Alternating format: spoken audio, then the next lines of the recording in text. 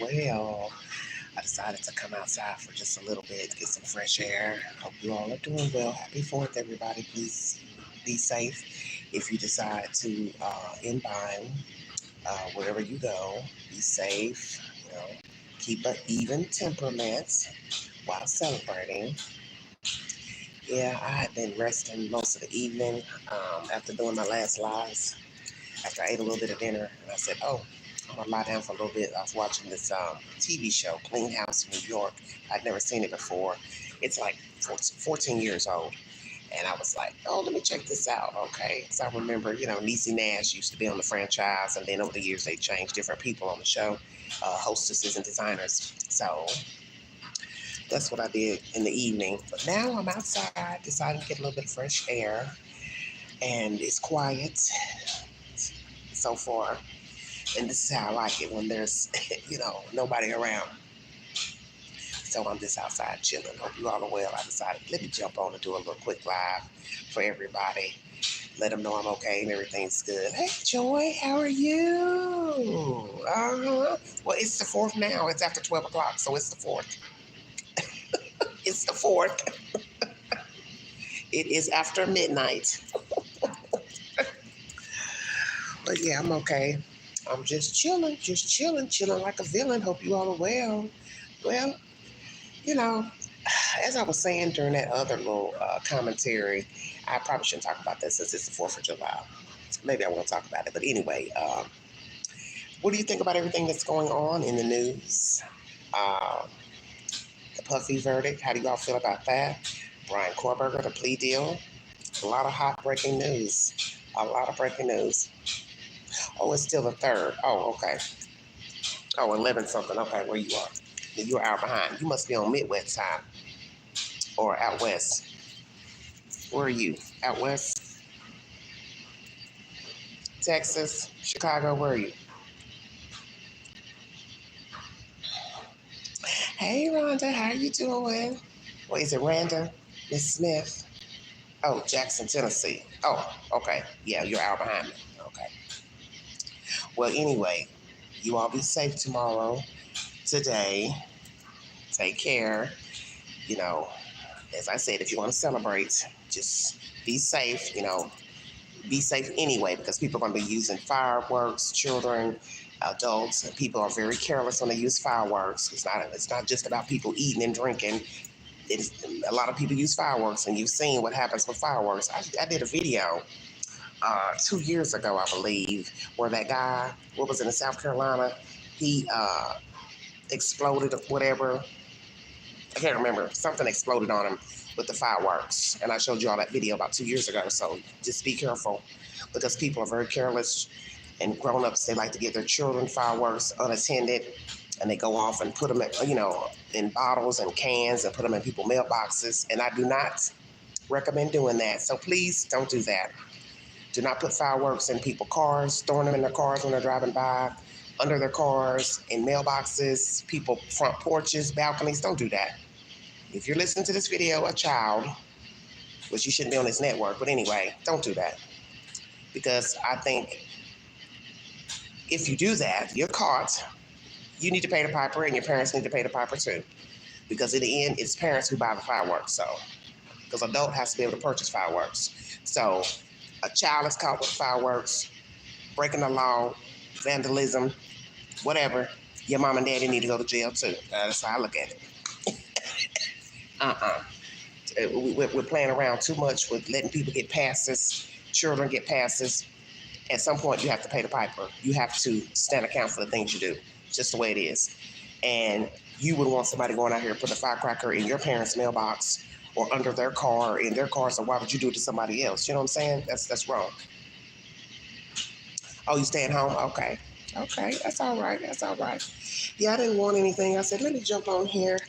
I came outside for a minute and I realized, oh, it's quiet out. Let me enjoy this freedom of no nonsense or whatever.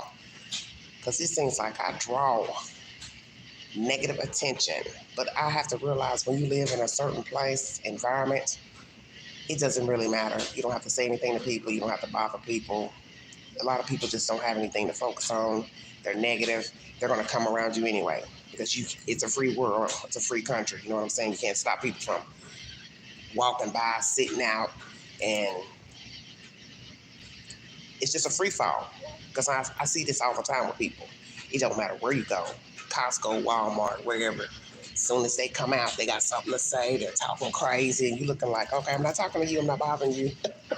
Get on about your business. But anyway, I'm good, honey. You see, I'm looking good. I got them old knees up, and I said, let me go outside and get me some fresh air. Oh, the crickets. Got the crickets. Got the crickets. Yeah, the crickets. They're crickety, crickety, crickety. Yeah, that's summertime. That's when you know it's summer, when you hear the crickets. Okay, I got 1 thumbs up and 21 people watching. Get them thumbs up. Come on now.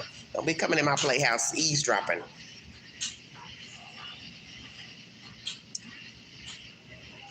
Yeah, 21 people viewing and got now 2 thumbs up. Ooh. Y'all doing too much on the 4th of July. But yeah, it's nice. And it's kind of,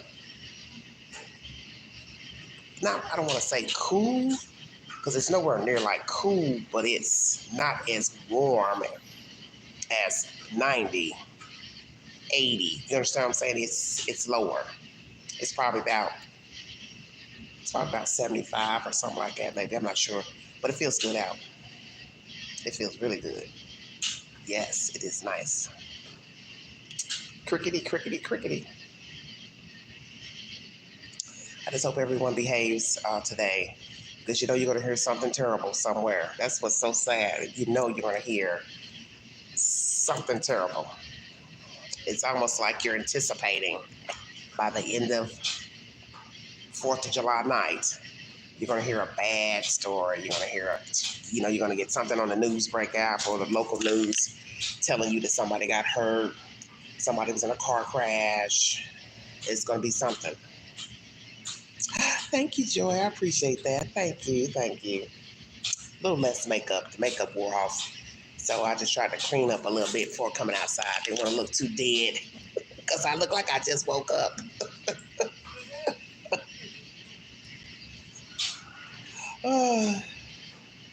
Oh, well, okay. You think it'll benefit your life? Okay, I hope so. We're not talking about nothing special.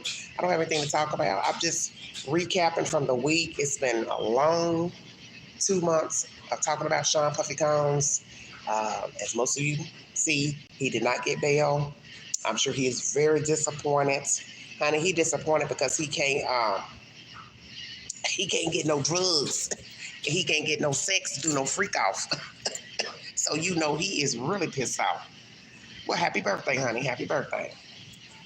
Look, she said I turned a year older last week. She didn't put her age in the chat. She said I turned a year older. Oh, okay. Joy said I'm not putting my age in the chat. It don't matter, baby. So long as you breathing and you living, God is good. If you 80, you doing good. That you can sit and listen to this live stream and type and see and hear. Amen. But yeah, Sean mad because he didn't get out that jail to go get some drugs and some sex. He was real sick after he done got on his knees and praying and doing all that shenanigans up I was about to say the Lord's house. Up in church. Court. He's up in court, getting on his knees and praying, and the kids outside dancing. Pop's coming home. Pop's coming home. Pops is not coming home. Ting, ting, ting. Your daddy's still locked up because the judge knew. I let him out. Excuse me. Too much gloss. I'll be hearing another story before October 3rd. You see, there's a man suing him for $10 million, a former dancer. I brought a live about that earlier yesterday. Please check it out. It's in the YouTube queue. That's some mean information I read to the audience. Anal warts, it's HPV. How do you get anal warts in your rectum if, one, you're not gay and you don't remember being penetrated by a man? Because that's the only way you're going to get anal warts, okay? Unless, I don't mean to be descriptive, somebody put their tongue back there and they were infected. Ting! Look. I'm sorry. Just saying. We're just throwing out all the possibilities on how you get anal warts, okay? Distress. He's suing for distress, PTSD, stomach cancer. He ended up getting stomach cancer. His teeth fell out. He said his teeth fell out from vomiting so often. I've never heard of such. Now, I heard that you can get erosion of your esophagus from vomiting. You know, like people who have bulimia and they make themselves throw up to lose weight, not to gain weight. You can get the erosion of the esophagus, but I have never heard anything about your teeth rotting out or falling out. So that's very interesting. So what I should have mentioned in that live, is he on drugs? Had he used drugs before? Did he start using drugs because of being given, doses of drugs and alcohol that they gave him? That's how a lot of people get turned on to drugs and start fiending for drugs, is when they get something such as a drink laced with a drug. I've seen a lot of people in the community over the years who become out of their wits because they were laced some drug and their mind left and they're out there in la la land. I'm gonna have to do a video on that because that's a very interesting phenomenon of getting a laced drink. And then after that, the person, their demeanor changes and they become mental. I've heard stories about this happening to, a few people. I've heard a lot of people say, oh yeah, he got a drink. Somebody laced her drink, and they were never the same afterwards. So, I might do a video on that because that's a very interesting topic. But yeah, $10 million, former dancer. He's been in videos pertaining to Lil' Kim, Britney Spears. He was well known in the music industry as a dancer. He went out on a bachelorette party call, and that's how he came into the contact with Sean Combs and some mystery woman. Don't know who the mystery woman is. She's not being named because obviously he doesn't know who she is. But he's also suing Puffy's entourage as aiding and abetting, setting up the rooms, cleaning the rooms. It all sounds like a repeat of what was testified in court. Conveniently. Just saying. Conveniently. But he does name certain hotels. Intercontinental's one, and that's where Cassie and Puffy did their little rendezvous. So I don't know what's the truth to his allegations. We will see. But $10 million is what he's suing for. So there you have it. Yeah, well, you go free him. You go free him. Go break into the Brooklyn jail and get him out of there. Come back and holler at us and tell us how it's working out for you. Maybe Didi has a window. He can throw some sheets out the window and climb out. Yes, it's very interesting. It's a very interesting story. It's kind of similar to, as I said, all the allegations made in court by these women, and also Lil Rod. He also mentions a situation where he woke up in the bed disoriented, and he felt like his rectum had been penetrated. And then later he finds out he's got these anal warts. And I did show you all a brief picture during the video yesterday of what they look like. They're not pretty. So, all I can tell you is to be careful.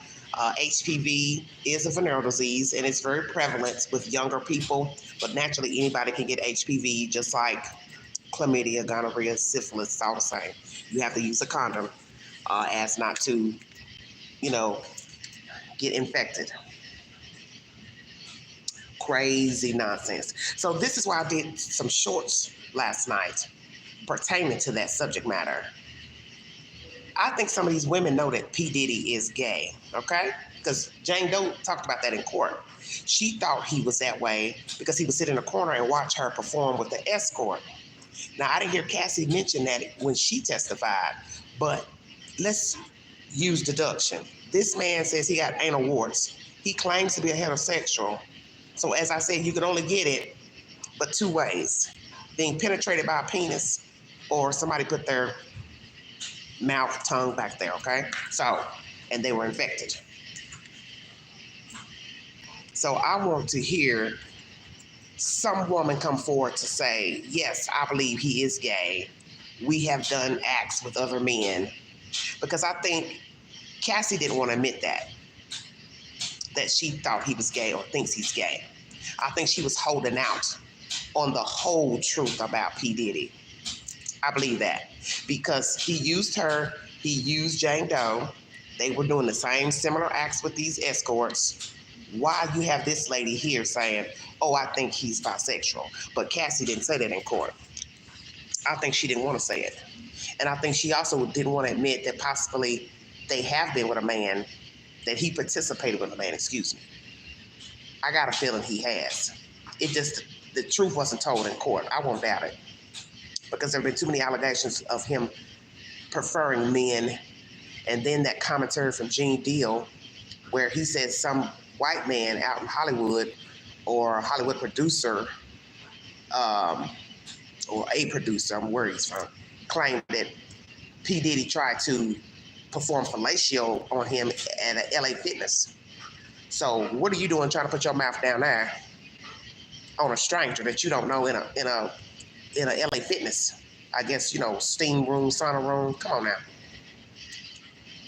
And for a man to say that about another man, and it's not to say that people don't lie. It's not to say that we don't have men who are crazy and make up sexual stories. But damn, to put yourself out there like that, to say, oh yeah, P. Diddy tried to sexually assault me? That's too much. Yeah, he's all around nasty. He is. Like I said, many people feel like this was a case about sex. The indictment was about sex, sexual innuendos, sexual habits, an abusive relationships.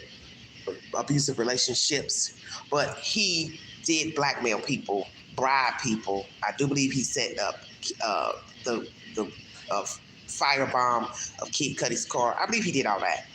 And naturally, you do have to prove it. So that's the law. You have to prove it. The government has to show proof that, you have evidence that this man did these things. But they've got proof of the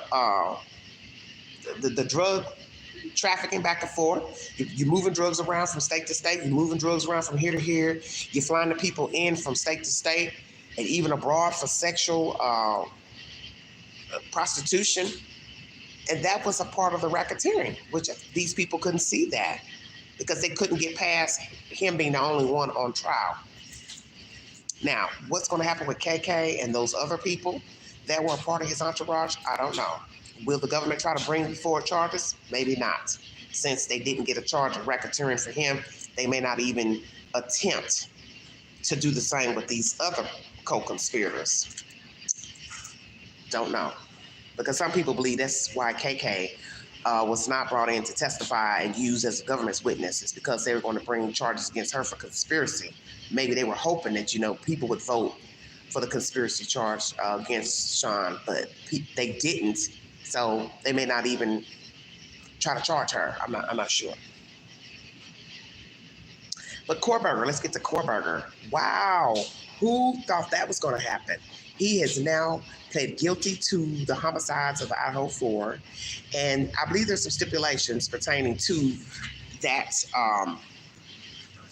that plea deal. But the point is, by law, he does not have to give a motive to why he killed those kids, and he may not even tell where he got rid of the weapon. I don't know. I have not went back in to do any more reading on the plea deal, but the Gonsalves family, I guess they feel cheated. They feel used pertaining to this plea deal. All these years fighting for their daughter. I believe the father has apologized to his daughter, Kaylee, that he feels like he has let her down. But what he has to understand is that there are laws to all of this, and you can't make something be that it's not going to be. Defendants do have rights. You don't have to agree with it, but it's the law.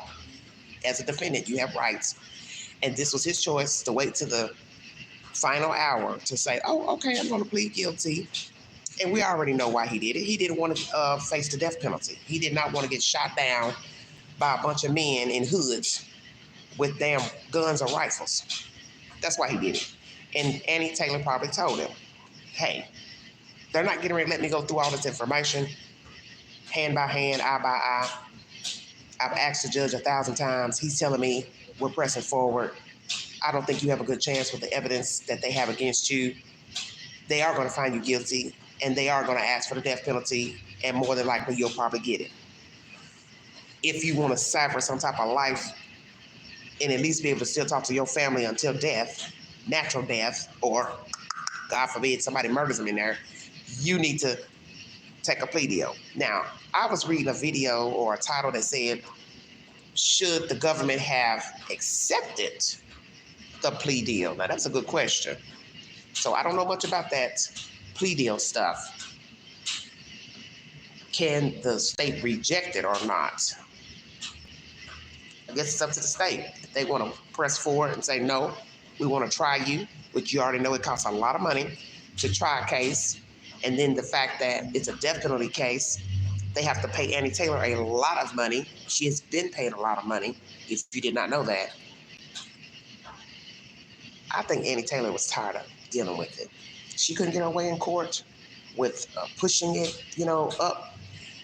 I think she was tired of dealing with the case itself and wrangling with the judge about Kohberger. The fact that she took on another death penalty case, that didn't make no sense. And I get it. They do get other clients. But this was a big case. So I found that interesting that she would take on another death penalty case, which I'm assuming that would be a big case as well. Because whatever that person did, it had to be just as horrendous as what Kohberger did. I don't know. Okay, Randa says, I'd be pissed to not having answers about my deceased child. Okay, Randa says, and Ann was just laughing. Where was she laughing, Randa? Where'd you see her laughing in court?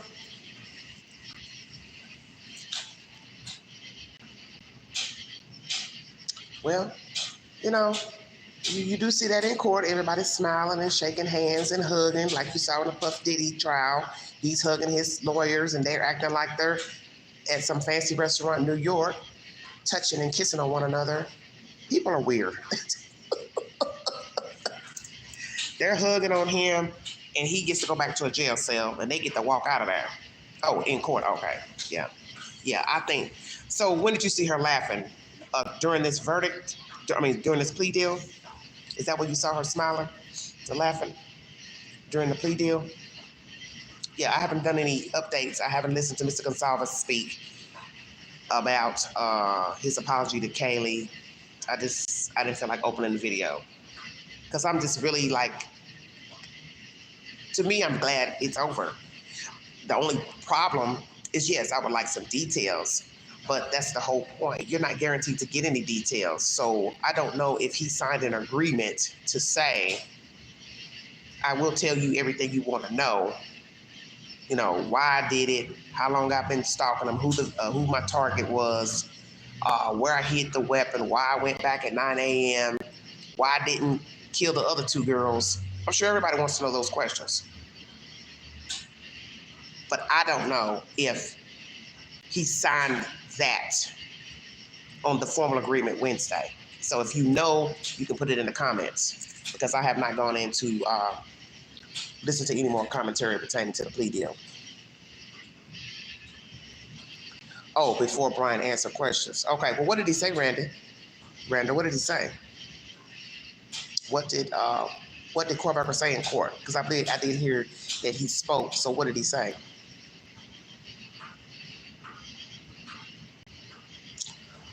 No, sweetheart, he's not free.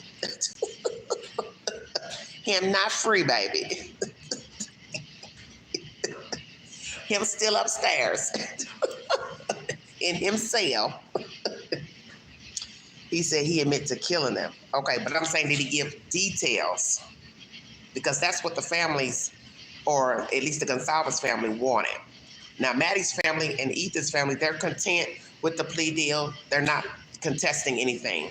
It's the Gonsalves family that wants, the itemized list checked off of what he did here, and all of that. Okay, she said no. Okay. See, as I had put up on my post yesterday, it's just a dirty game with him. and many people who go to court, the ball is in their court. They're the defendant. They can speak on what they want to speak on or not speak on something. He doesn't want to tell you what he did with the weapon, why he did it, how long he been stalking them. He doesn't have to.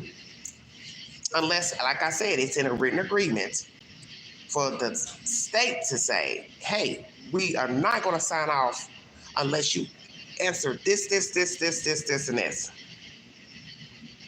Okay? If he doesn't check the boxes, you can't make him.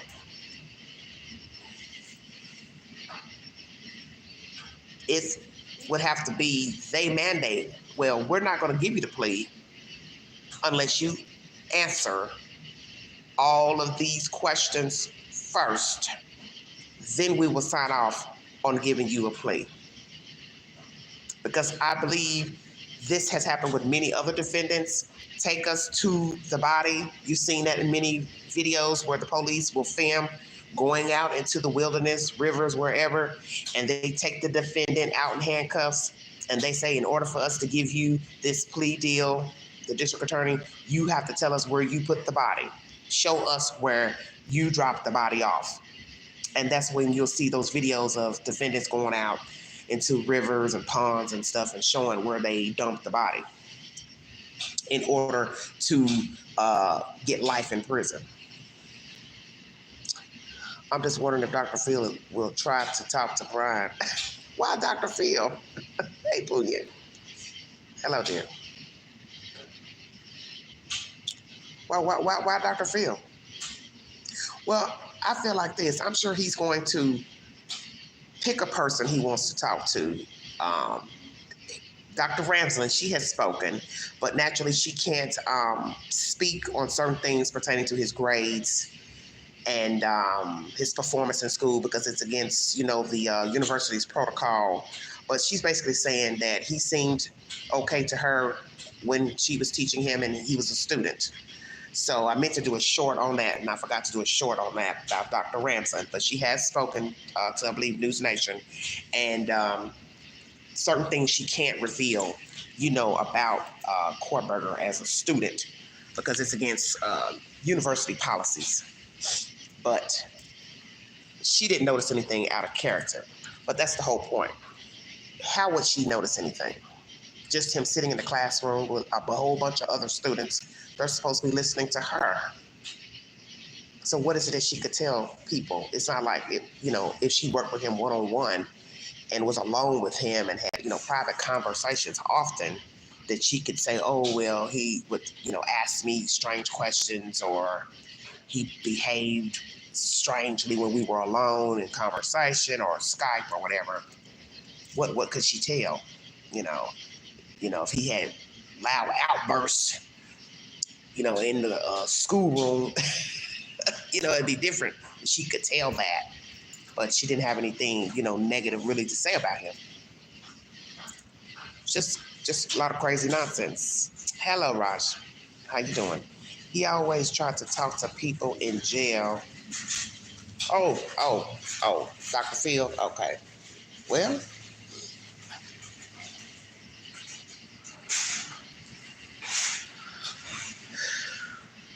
crazy nut. People do weird shit at nighttime.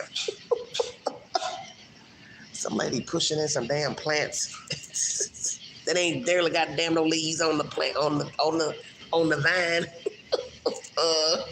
Anyway, we will see. We will see who he talks to, and he'll probably play mind games with whomever decides to interview him. He might ask to speak to Dr. Ramsland. Since she was his professor, he might decide to talk to her. She might even reach out to him. Hey, may I interview you? May I talk to you? I'd like to know how you ended up in this position, how you ended up on this road. And he might take the invitation. We'll see. We will see. We will see. So what else is going on? Breaking news. We can talk about anything. I'm 29 minutes into this live stream. Welcome to the Thought Exhale. I get tired of talking about true crime. I like to talk about other things sometimes. But, ooh, honey, There was something on my mind I wanted to talk about the little shorts I did. About the little fella that keeps bothering me every time he sees me outside. Talking about cooking food and oxtails yesterday. Negro, if you don't get your ass on somewhere, you and I are not dating. We don't have a relationship. We barely see each other. You only see me if I come outside or passing through the apartment building. I don't owe you nothing. And then he had the nerve to say he was mad last night. First, I thought he was saying I was mad. And I was like, mad? What am I mad about? I don't have anything to be mad about. So then he says, no, I'm saying I'm mad. And I was like, what are you mad about? And he was like, I guess because I'm not seeing you or whatever. And I'm looking at him like, that's on you. You've made that choice. How you navigated what you do. I didn't want to just come out and just say, you choose to get off work late. That's your work schedule. You chose that schedule. That's your business. You rather go mingle with some people who sit around and gossip all damn day, some old fools. That's your choice. That don't got nothing to do with me. Because in the end, I'm not interested. And he should realize that. I don't feel like I should have to tell him, hey, I'm not interested in you. I don't like his attitude. I think he's rude. He doesn't like you to say anything. He cuts you off in the middle of your conversation. He's always shushing you, like you're a child. Oh, hell no. Queen ain't going for that. Queen ain't going for nobody shushing her. Because my thing is, he likes to use the word messy. Oh, I don't like messy people. I don't like people that get in other people's business. But you were out here last night gossiping about one of the older neighbors. So you fit right in like everybody else. You understand what I'm saying? You're hanging with people who gossip about other people. So how you going to say, oh, I don't like messy people? And so the interaction I've had with him, I don't care for. I don't like his tone. I don't like the way he talks. I don't like the way he behaves. And then I heard something about him last night that's very disturbing pertaining to drug use. And Queen don't get down with that. I'm not a drug user. Never have been, never will be. And the fact that a person mentioned that they shared marijuana laced with crack cocaine, that kind of floored me. And I thought, oh, hell no. You and I ain't got nothing to talk about because he don't know that I know. And I could have said something to him last night when he was talking crazy and acting crazy because he had, had some beer in him. And I'm just like, honey, you need to go on somewhere. Queen, not interested. I don't want you. And I don't believe in talking to people where I live. It's a bad idea because, as they say, you don't shit where you eat. So you don't date people where you work and you don't date people where you live because when some shit hits the fan, they'll be putting all your damn business in the street and telling every little thing about you. And when they get angry, they're going to go out here and talk about you and gossip, just like how he was sitting out here going on and on about some stupid stuff last night. He would do the same with me if we had a falling out. He'd be like, oh, she's mad and da-da-da-da-da. And he's just rude. He's the one that helped me, set up my TV a few weeks ago when I got this Chester drawer, and he was coming in. He had something to say about everything in the apartment, and I'm looking like, first of all, I barely know you to have you in here, because he could have done something to me when he came in here to help me. But the point is, you don't walk in somebody's house and you're complaining about why I have a mirror over the utility box. It didn't dawn on you that's why I have the mirror over it, was to cover it up. But that's my business. That's my house. You don't live here. You're a visitor. Then he was bitching about the Wi-Fi. Why you don't want to try to make it work? Well, first of all, we just unplugged the Wi-Fi box. It has to recirculate to get it back working, duh. So then he calls me stubborn. I'm like, dude, I don't have to worry about the Wi-Fi. It's okay. Then he had the nerve to say, oh, did you pay the bill? Okay, now see right there, you drawing a fucking line. See, I don't like no man like that. You just keep going on and on and on and on. You know what they call poking the bear? That's what he was doing. And I told myself, you don't want no man like this. Because anytime a person will come in your home and they're supposed to be helping you do something, and all they're doing is looking around complaining, you're bitching about a mirror, you're bitching about the Wi-Fi, then you're bitching about a fake plant. Oh, you act like you're outside living. And this is on our way out the door. I thought, what are you talking about? Oh, this plant. I said, it's a fake plant. It ain't gonna grow. I thought, oh, hell no. Want no man like this. So my thing is, he's cheap. He ain't trying to take me nowhere. He got a bad attitude. He's a complainer. He don't like you to talk and tell anything or give your commentary about anything. You can't have an opinion. He ain't driving. He ain't got his own car. He's living with another woman who's supposed to be his cousin. I think she's a user. I think he is too. Hell no. Hell no. I'm not interested. You ain't got shit. Hell, I'm looking for a man that's already got everything. I'm 54 years old. What would I look like getting tangled up with a man that, number one, don't have a car and don't even have his own apartment or house? Because you think he can really hang in my house every day and shower and eat and no, baby. I don't have it going on now and ain't gonna have it going on. He's not trying to impress me with what? He ain't got shit. How you gonna impress me? You don't have anything. He doesn't have his own place. Did you not hear what I said? He is sleeping in somebody else's fucking small apartment. So how can he impress me? Come on. You don't even have a legal ID. Too lazy to go to the municipal building to go take care of it or call. Oh, that's right. He didn't have a phone access to even do that. See, he don't got no momentum. And who moves here from another city with a house and a car to go sleep on somebody else's floor in their apartment? You all better stay woke. I'm woke. Well, Randa, tough. I'm not going backwards. The only way I would fool with him would be a very lonely moment. And I already know I would regret it. I would regret it because, one, as I said, he's not my type. He has a job. It's, fast food chain restaurant. He doesn't have anything. And besides that, this right here, I don't like. He gets real ignorant when he drinks. I've seen how he talks and acts. No. He says real ignorant stuff, and that's not the type of man I'm looking for. And if a man won't even let you make a comment, and he's shushing you like you're a child, oh, no, baby. Because I told him that one night when we went to the store, he was going to buy some beer. I said, you don't want nobody to say anything. You can't tell me what I can say. If I look out the window and I notice something, you can't tell me I can't speak about what I'm looking at. Like I saw some people acting suspicious near the store. He's going to tell me, oh, that's messy. You shouldn't be saying anything. It's none of your business. I can say what the fuck I want to say. I'm grown. So as you see, Queen ain't got time for that.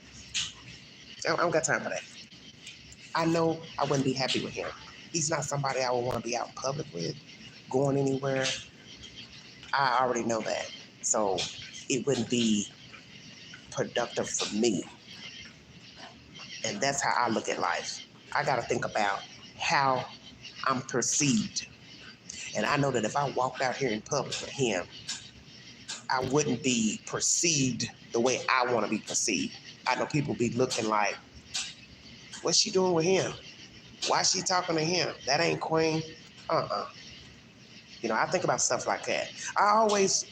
When I think about decisions I make in life, from the people I talk to, hang around, first thing I always ask myself, if it was this person over here, would they be talking to this person? Would they be going in their apartment? Would they be getting in their car? Would they be doing them a favor? Would they be dating them, talking to them, having sex with them? I think like that. I look at somebody who I think is halfway decent, and I would say, if they were me, would they be making this choice? And I know 9 times out of 10, they wouldn't. I get it. We're all human. We make mistakes. But I'm not getting ready to just shack up with somebody just to have company. And the way he navigates, he thinks I'm supposed to just come outside. And then we commingle once he gets off of work. And I let him know I have a place to live. I don't live outside. So you looking for me to be out here for what? I'm not homeless. Oh, I haven't seen you. That's what he said yesterday. I haven't seen you. I said, well, I don't live outside. So you looking for me to be outside that lets me know right there, you don't want anything. And I get it. You don't want to just come knock on my door because you don't know if I'm dating somebody, got company. But the point is, you haven't shown me a real interest. You are trying to run me, such as giving me some steaks and thinking I'm supposed to cook them when you don't even ask me, do I like steak? You see what I'm saying? Last night, the situation about the oxtails. You just walk up to me and say, hey, I got a favor to ask you. Can you cook some oxtails on Sunday? First of all, you and I don't talk. We don't date. We don't speak. We don't even talk on the phone. Why would I want to cook you some food when you and I don't even have any type of rapport? First of all, do you know I like oxtails or not? I don't. It's not like I think about them every day. Number two, you shouldn't be asking me to cook them. You want them? Go cook them. You have an apartment that you're staying with somebody. Turn her stove on, get you a pot, put some water in it, and you boil them at her house.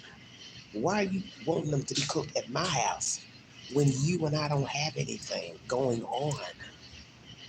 We don't got nothing going on.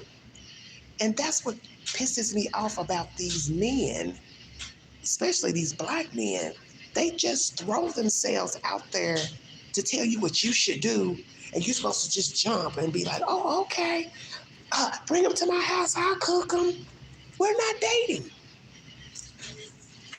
And frankly, let me say it on this live, you're just a cheap motherfucker. You want to buy food and then bring it to me and say, hey, cook it. When you haven't even asked me, do I like that type of food? You haven't asked me what my hobbies are, my interests, what do I like to do? He hasn't asked me anything personal. Every conversation, 2 conversations in the past month have been about food. Because he doesn't want to take me out. You know why you can't take me out? Because you don't have a car to take me out. Your relative has a car. Oh, and guess what? It's in the shop. It got towed last night. I guess it broke down on her way to pick him up from work. Why you telling me ain't got nothing to do with me? I don't want to hear nobody's problem. I got my own problems. You understand? So he was going on and on last night, talking about that, talking about one of the other neighbors. Da-da-da-da-da. I don't give a fuck. I'm disinterested in what you're talking about. I don't like him. I don't want to date him. I'm not interested in him. I know what type of man I want. He is not it. I want a well-groomed man. I don't like fingernails. I don't like dirty fingernails. I don't like a man's hair that is not coiffed. So if you're wearing dreadlocks or braids, they need to be tightened up. You have facial hair, you need to have it trimmed. Frankly, I don't even care for facial hair. I've seen some men with nice beards, mustaches, they look nice, but it's not really my thing. You look scruffy. And then the fact that you want to come to somebody's house when you haven't even went and took a shower and take your work clothes off, and then you want to come sit in on my furniture. You understand what I'm saying? No, you're not coming in my house. You're just gonna be sitting around on my furniture. No, no. Mm-mm.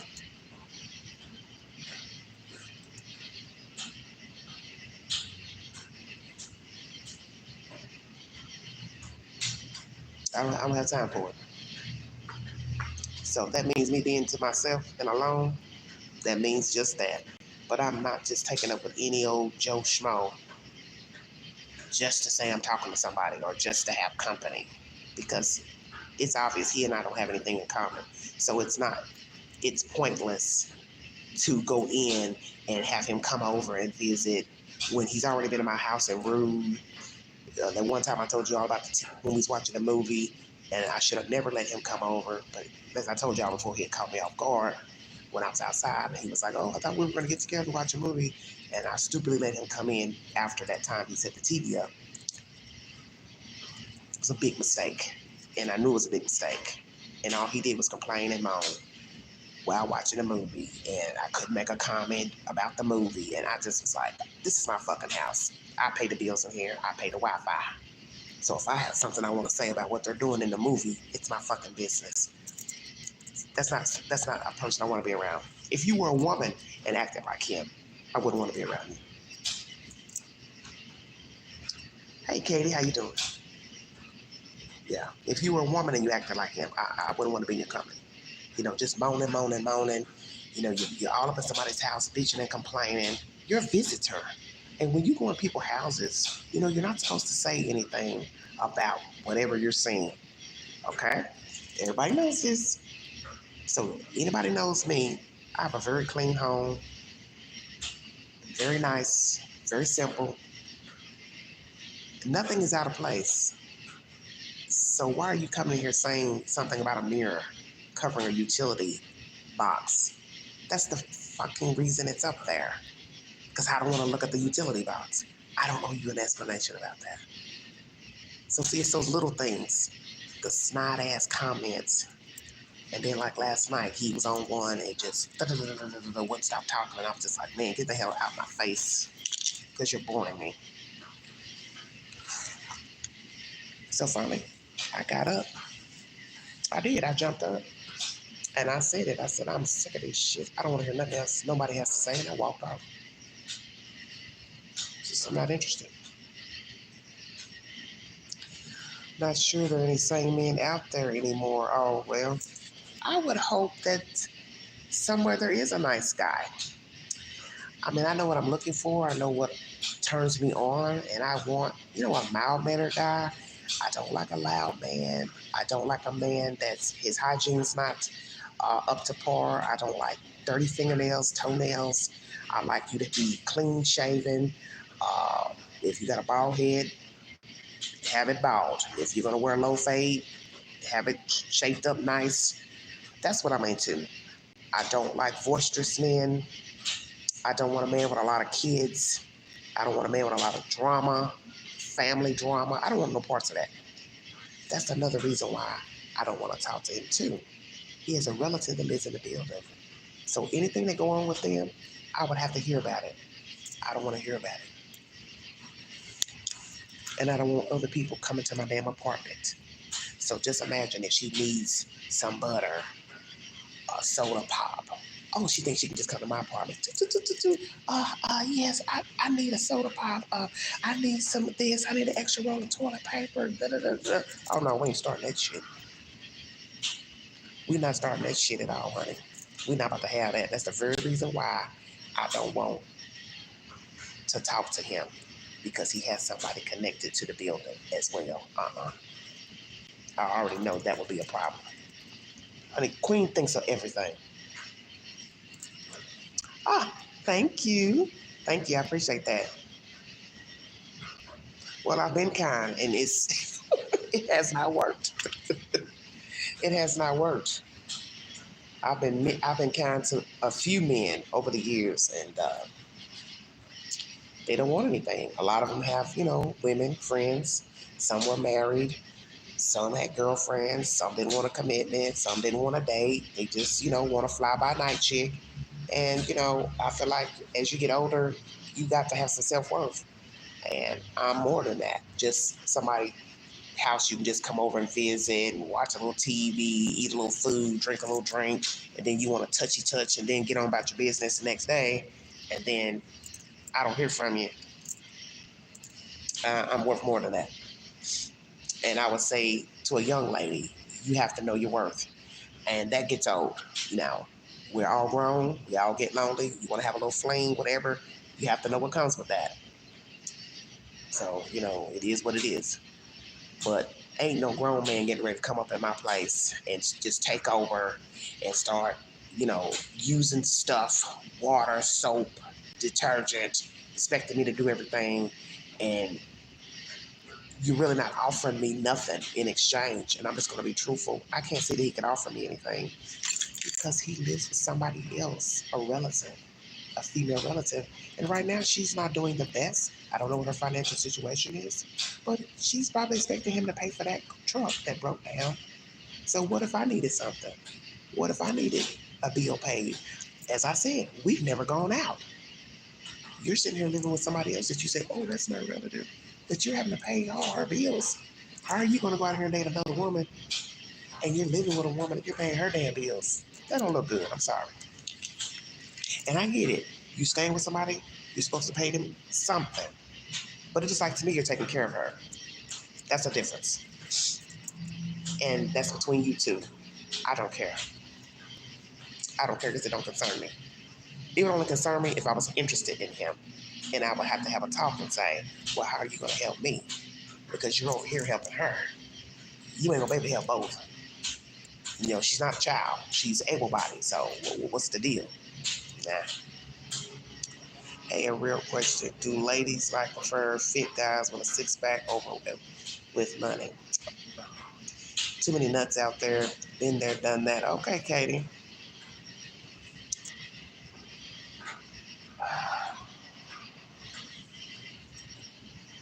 Anyway, 51 minutes into this live. It's been real. But that situation I was talking to you all about with the lady that's an alcoholic, as I said, she's combative. The husband, he became combative. And they're misfits. And I'm the type of person, I will give everybody the benefit of the doubt until you cross me. When you cross Big Ange, I just don't have nothing to do with you. I don't like her attitude. And last night, I realized I didn't like his attitude because his mouth became vulgar. And I let it be known, you need to watch your tone and how you're talking around me. You're asking, questions I'm not really feeling and questions you shouldn't be asking a lady. And even that guy that I'm talking about, he even said something to him. Why are you asking her those type of questions? They're inappropriate. And then he ended up saying something, a nasty comment. And I just let his ass know I'm done with this. I walked off. They're misfits. She knows she has a abuse criminal record for dealing with an older man or a man she was dating, that was blind.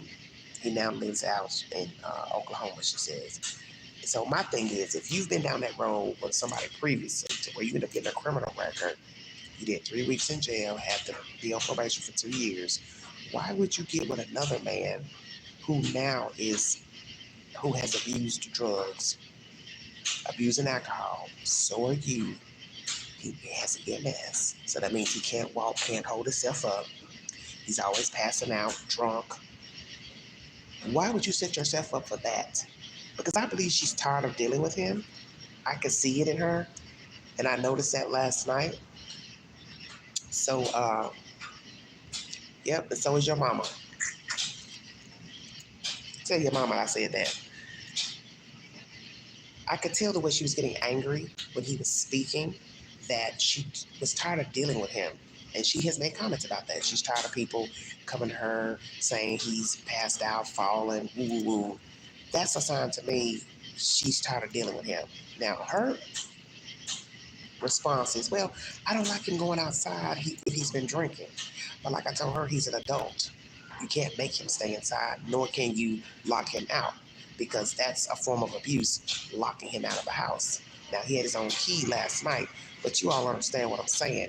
You can't lock a person out of a house where their name is on the lease and they pay bills. So it is what it is. So, I mean, it's like a catch-22. You understand what I'm saying? It's just a really jacked up type of situation where, okay, you have to know this is not working out because you've already been down this road before. So why are you wanting to be back in this type of situation with this guy?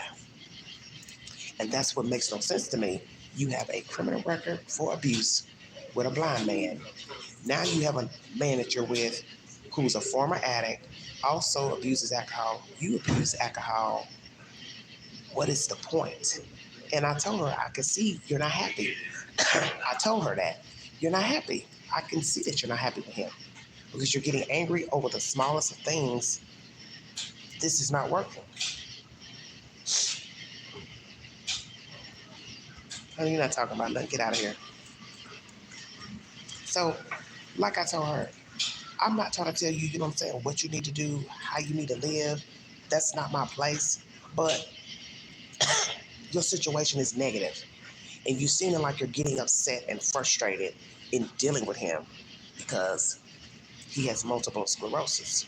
And he's also an alcoholic. She's an alcoholic. She was trying to hide the liquor from him, didn't want to give him the last little corner of the liquor. And I'm looking at her like, he bought it. It's his money. He used his debit card. She was like, well, I was the one that went and got it. But it doesn't matter. He bought the liquor with his money. He likes to drink. You like to drink. So you see, you can see they're not good for each other. He has a foul mouth. She has a foul mouth.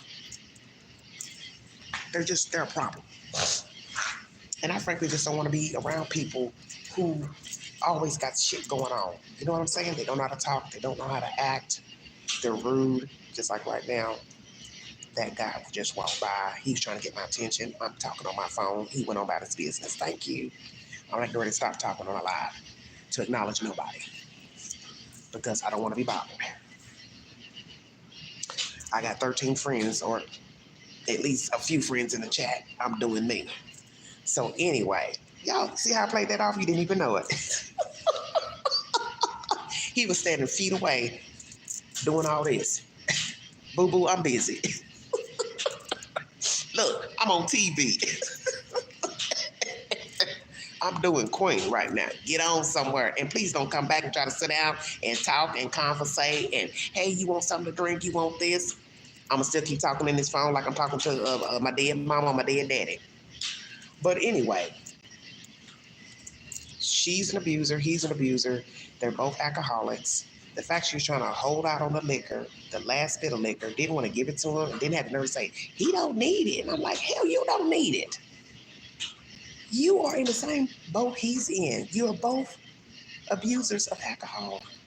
One can't talk about the other. And I get it. Okay, he has multiple sclerosis. He shouldn't be drinking. But guess what? I see neighbors that have cancer. They're damn near dying. They're still drinking. That's their business. I don't get in their business. I don't have nothing to say about it. I told one neighbor, I don't got nothing to do with that. If a cancer patient wants to drink themselves to death, if the person say they're dying, they feel like they don't have nothing to live for, that's their life. I don't want to hear it. I don't want to hear nothing about it because it don't concern me. I mean, I'm not trying to seem cold, but that isn't my business. And who am I to go to this person and say, hey, you need to quit drinking. Hey, you need to quit smoking them cigarettes. You're dying. So same thing with these two. That's why she got smart last night and said, oh, you drink? Yeah. I drink when I choose to drink. The drink don't run me, okay? Alcohol don't run me. Hey, Flora. Alcohol runs you. You bought a bottle of liquor after 11:30 in the morning, and you were almost done with it before 11:30 at night. 12 hours later, you only have a corner left of a half a gallon. I say you have a problem. Queen can go buy half a gallon of liquor.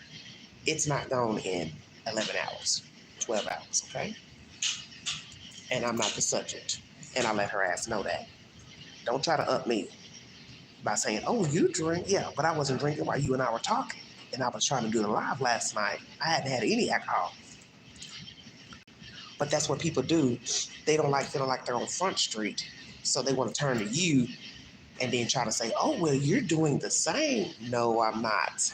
I'm not falling down drunk like your husband, where people have to pick me up off the ground and call the ambulance because I won't wake up.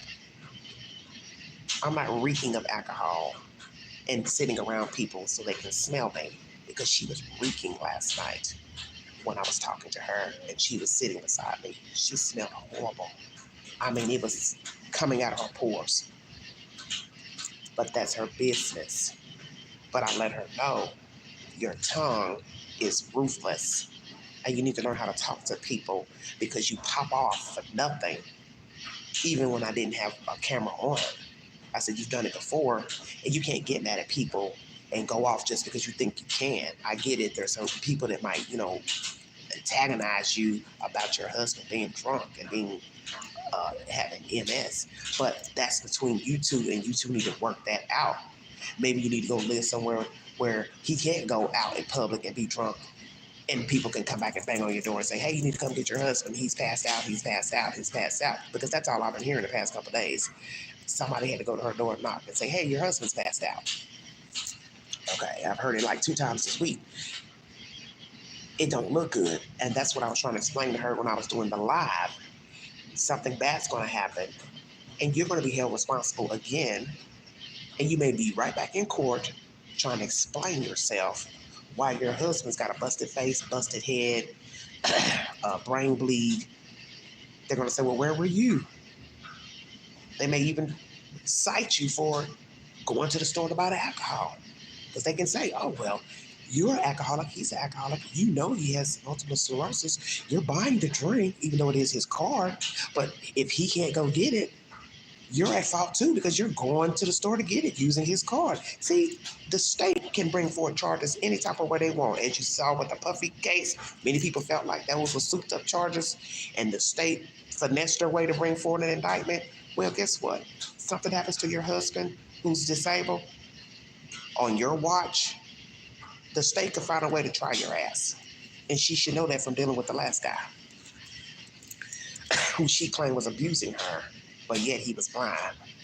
And she said she crawled out of a window to escape him, and they said she left a disabled person. So that was neglect. That's how she called that, neglect charge.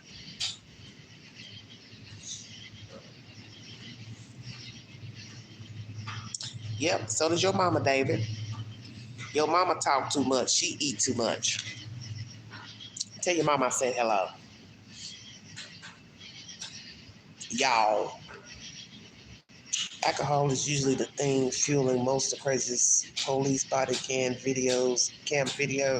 Yeah, well, I mean, and that's what I'm saying. Oh, and that's another thing. Funny you mentioned that.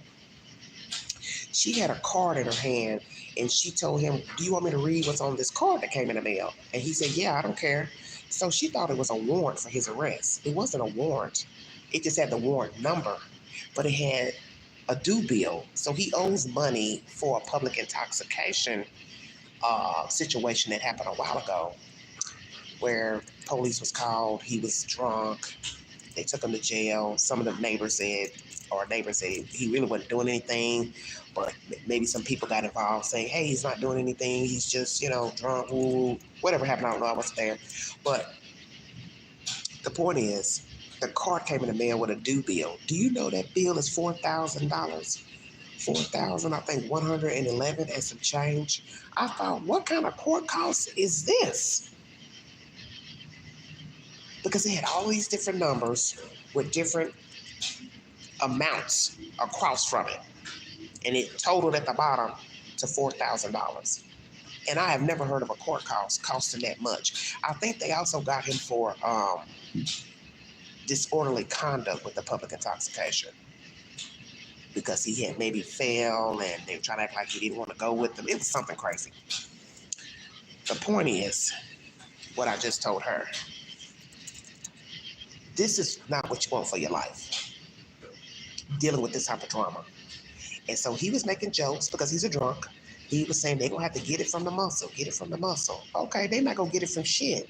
They're going to get it from you, excuse me, one way or the other. Eventually, you're going to have to pay those court costs. If not, your ass going to go to jail.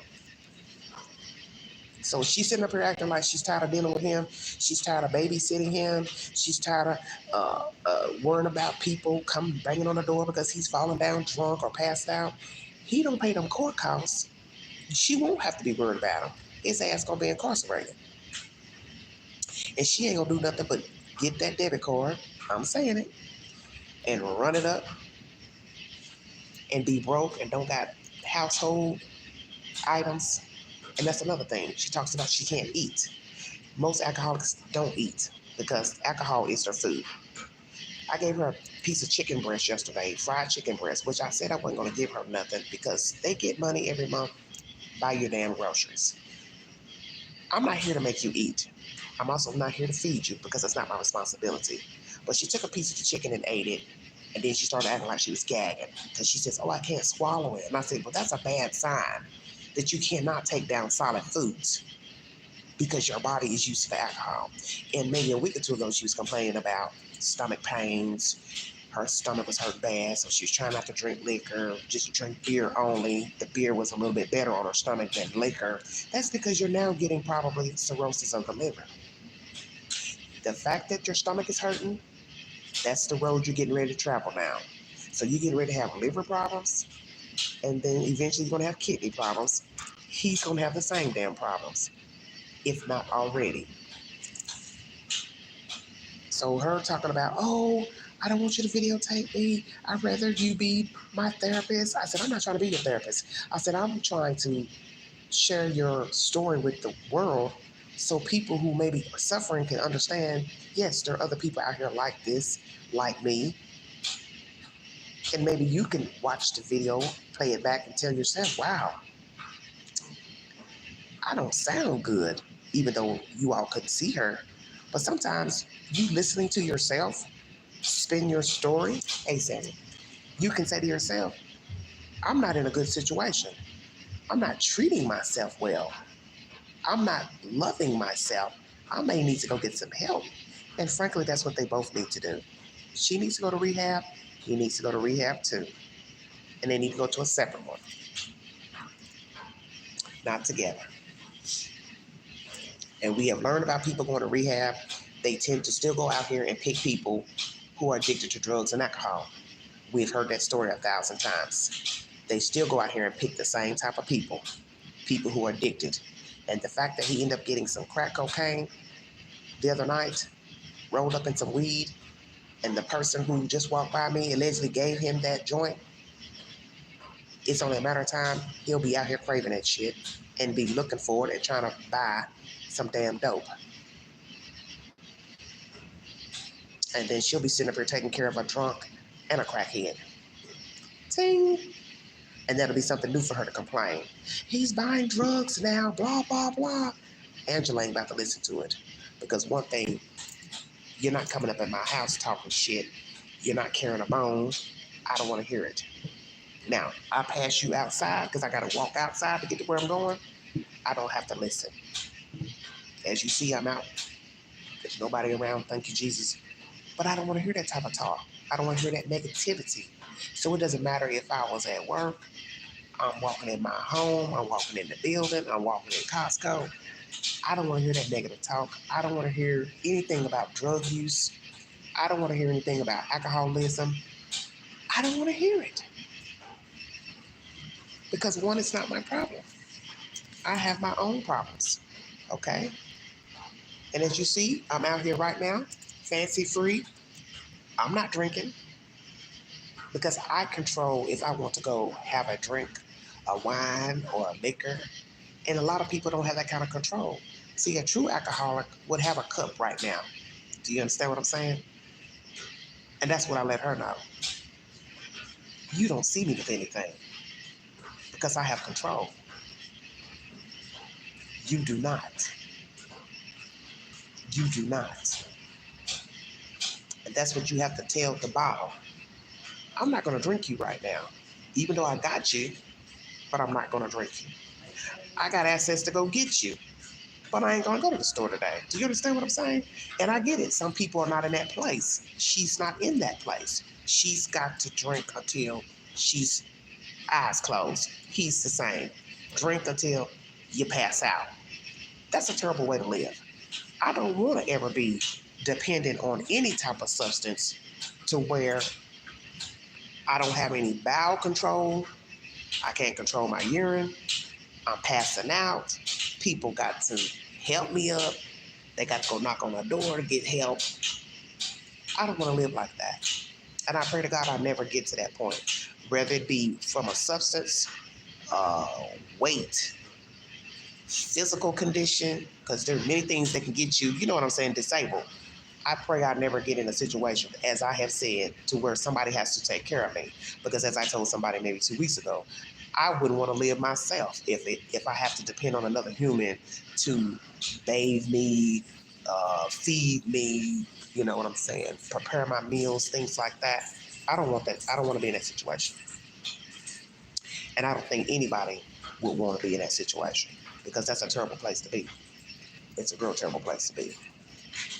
And that's that story about the alcoholic.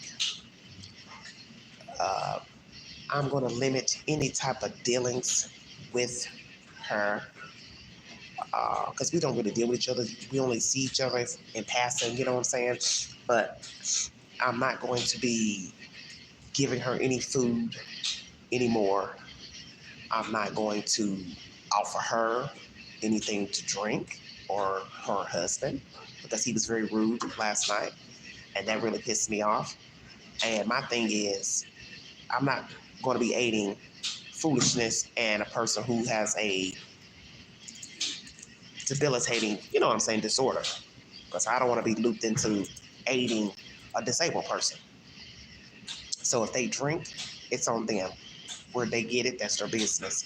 If they need food, toilet paper, they're going to have to take their money and go buy it like everybody else. Because it's really not our job to be out here giving you food, you know, like the steak incident last Sunday. I offered them 2 steaks to eat. And she said she didn't want it because she was drunk. Okay, well, after early Sunday morning when I offered it to you, it was like 2 a.m. If you didn't want to come get it, that's on you. You can't come knock on my door or, you know, I went and bought her something and took it to her. She mentions the food. And she's like, you still got those steaks? And I was like, honey, it's almost 2 days later. What are you talking about?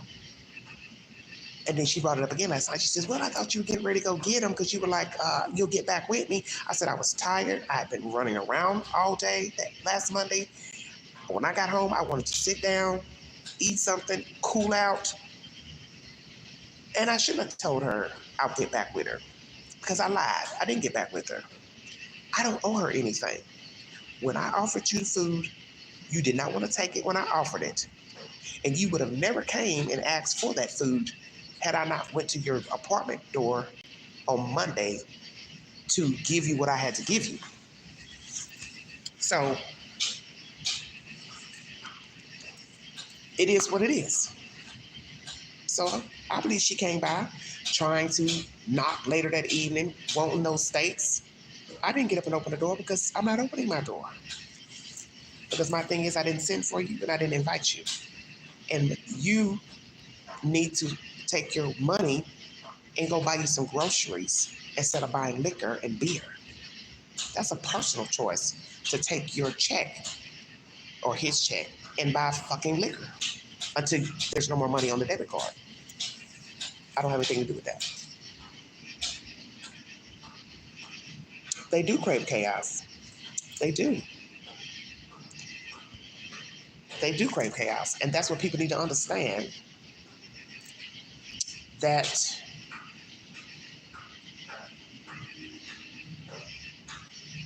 it's going to always be something. She says, Dr. Drew says no amount of alcohol is good for your body. Well, maybe some people say wine is okay for the heart. You know, you're entitled to your opinion. But you can't go out here and expect people to pay your way. Let me make that clear before I check out of here. It does not matter what you're going through, your financial situation. If you are an abuser of drugs, substances, you're a shopaholic, you like to thrift, I mean, whatever your bag is, I'll make that clear. Whatever your bag is, your vices, in the end, you are responsible for you, and you have to take care of you. So if you know you have a substance problem, be it weed, marijuana, meth, fentanyl, crack cocaine, whatever the fuck you're on, that's your responsibility to go get it. You know you have not bought toilet paper, groceries, soda pop, lotion, coffee, whatever it is you eat, whatever you use for your body. You know you didn't go buy shampoo, conditioner. That's not your neighbor's responsibility. That's not your parents' responsibility, your relatives' responsibility. Because in the end, it doesn't look right for people to give you money for cigarettes, beer, liquor, when you draw a check or you work, and you chose to take your money and go buy cigarettes, beer, weed, but then you look up and say, oh, I'm hungry. I ain't ate in 4 days. That's what I heard last night. I haven't eaten in, or the night before. I haven't eaten in 4 days. You haven't eaten in 4 days because you're an alcoholic. This is what she said to me. I haven't had no food in 4 days. Okay, well, one, you're an alcoholic. You crave liquor, beer. So your body is used to that. That's why you haven't eaten. If you chose to eat, you would be stomaching food. But your body has gotten used to that substance. It doesn't want food. And it's not Queen's responsibility to feed you. Because what you have to always remember, if you start these dirty habits with these people, they will keep coming around wanting food. Then next thing you know, you need a soda pop. Then you need bread.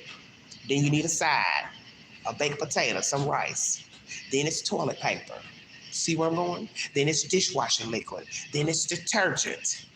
It's never going to stop. It's going to always be something because they're taking their money to buy liquor and beer and cigarettes. And so guess what? They drink, they smoke cigarettes, and the husband smokes weed. What the fuck do I and anybody else look like? Giving you cigarettes, giving you liquor, giving you beer, or giving you weed, giving you food, giving you a soda pop.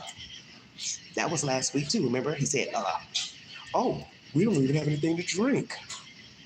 And he was talking about like soda, punch. No, because you prefer to buy liquor. See, these type of people, they are spirit drainers because they always have a story, always a crybaby story, always wanting someone to feel sorry for them. Then they start complaining about each other because they were arguing about that. Oh, you're talking bad about me to this person. She was telling him that. And then he's saying, well, you said stuff about me. See, who wants to be a part of that? Because that's foolishness. And I don't want no parts of that. Like I said, when you're out here in the element, you can't tell people what to do, what not to do, and hey, don't sit by me, woo, woo, woo. But I don't want to hear this type of nonsense because I don't have those type of problems. So they have no consequence to me. I don't wish bad on them or anybody else, but they are not my problems. And that's how I look at life.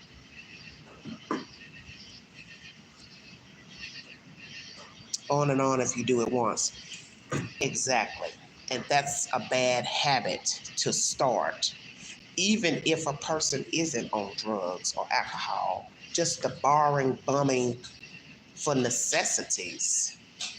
Oh, I don't got no detergent. Oh, I don't got this. Just like a couple of weeks ago, she had asked for a towel, and it kind of threw me off. Do you have a bath towel? I was like, huh? Do you have a bath towel? Because he had obviously had an accident, and she wanted a bath towel. And I thought to myself, who the hell is getting ready to go in their house and give a clean towel to you two? We obviously aren't going to ask for it back. You understand what I'm saying? So it kind of threw me off. She's asking for a bath towel. Now I thought about a towel I could have given that was an older towel, not the new ones, that I bought last year. But then my spirit said, no, don't give her a towel because she's telling you a story. Why don't you go wash your clothes? Checkmate. Always listen. Why should we give you a clean bath towel that belongs to us that we definitely aren't going to ask for it back because you need to clean up where he pissed on himself? Are y'all hearing this? Go wash some clothes and you'll have some clean towels. Just listening to her say that, I had to really think about what the hell she was saying. You want a stranger or neighbor to give you a clean towel that they're never going to get back. They're not going to want it back because of what you're getting ready to use it for. Because obviously you have dirty clothes or used up your towels and don't have money to go wash some clothes or towels. So you should have had clean towels in the first damn place to where you could have used for him having an accident. Hell no. Katie said that's a new one. Well, Katie, when you are around certain type of people who live a certain type of way, you're going to hear a new one. Certain people who live a certain type of way, they would never be in a situation to hear this type of story because they're not living around people who live that way. Do you understand what I'm saying? And I know that had I never sat outside, I would have never heard that story. I've been sitting out for about a month, when the weather broke, and I realized this is what I'm imbibing. It's this foolishness and trash from people who are sick in the head and they have no direction in life and they don't want nothing. And this is their journey. And so I gotta listen to it because I'm sitting outside. Now, although it's a free country, I could walk down the street, walk over here, somewhere else to walk. But as most of you know, I've been having trouble with my knees and everything. So I get worried about going too far to walk because I don't want to damn collapse some damn where. And then the places I want to sit be too ducked off, and it just wouldn't be safe for a woman in the park, alone. So I'm not getting ready to go sit in the park across the street because if something happened to me, I wouldn't be able to get to safety because it'll be too far, from where the benches are, picnic tables to the road. So that's why I'm not sitting in the park. It's a hot butter mess. And I'm just glad I'm not living like these people live, some of these people, that I don't got no direction. I'm not perfect, by no means, but I get my big butt up and go to the toilet. And there are many times I'm damn near running to the bathroom myself trying to get there in time because, the bathroom, it's not right next to my bedroom. I got to walk down a corridor and turn the corner to get to the bathroom. But the point is, if it gets to the point where even I say to myself, okay, I can't make it to the bathroom, I have to get some Depends or whatever. I'll do what I have to do.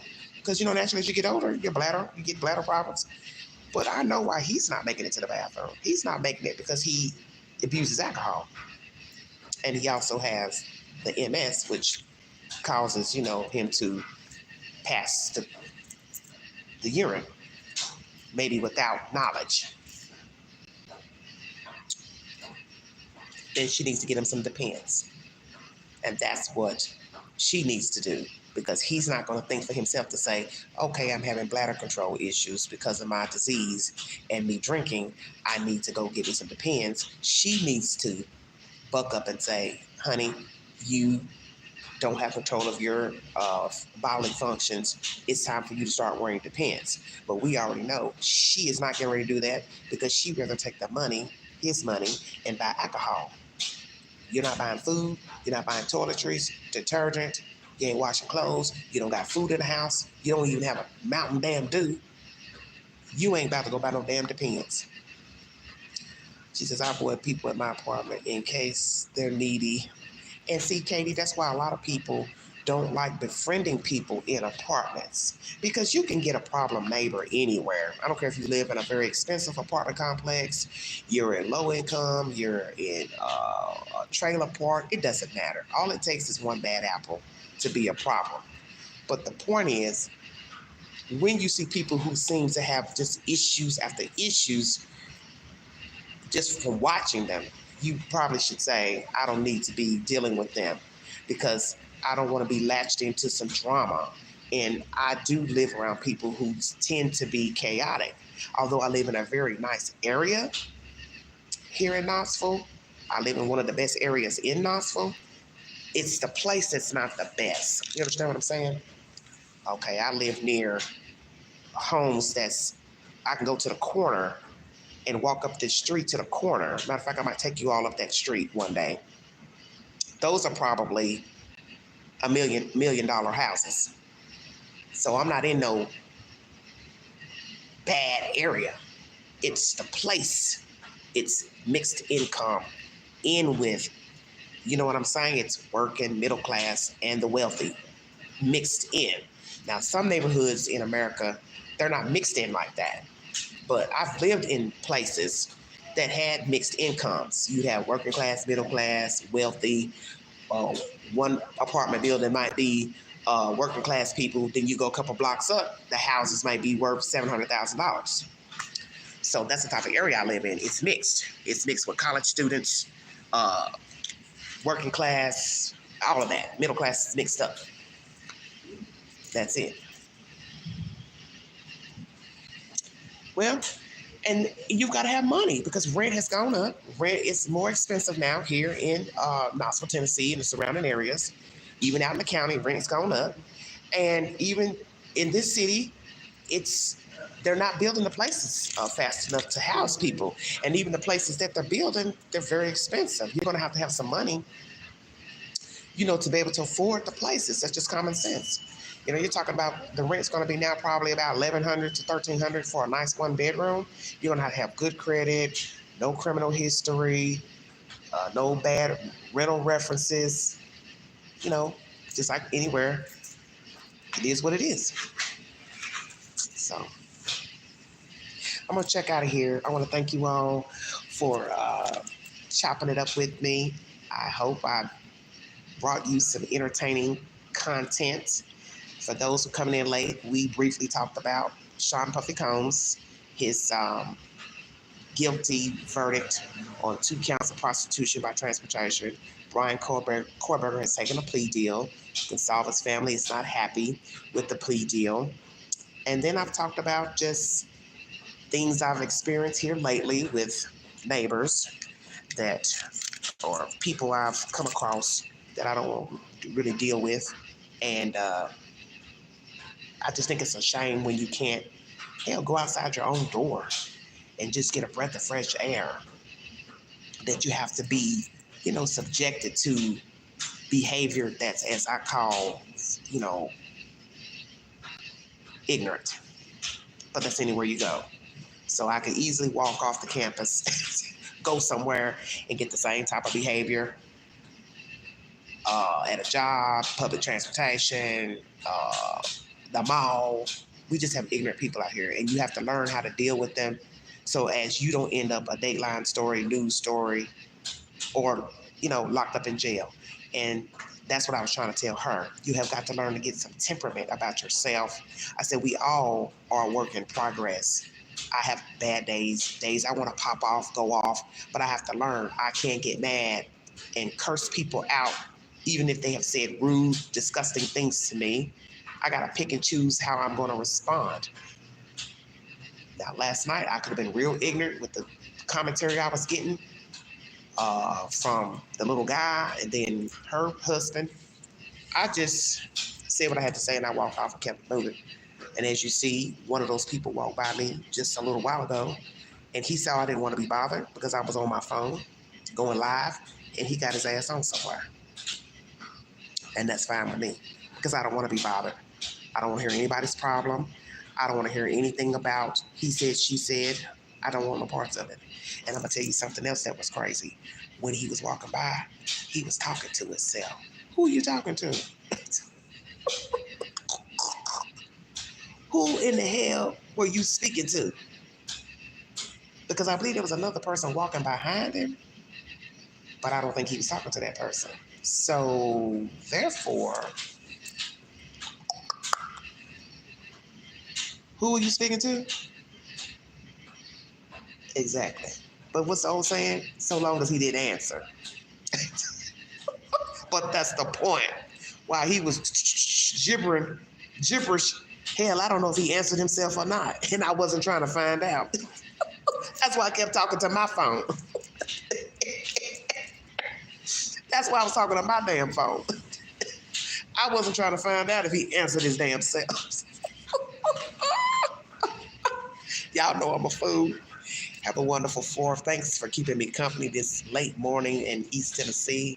God bless you. I'll talk to you guys later. And if you'd like to donate to this great network, $ Big Angie 129 Cash App. Stickers and chats are always welcome during the live stream. I thank you for the company. I have enjoyed talking to you guys. I'll be back later. Bye. You've been listening to the Product Sam. Bye.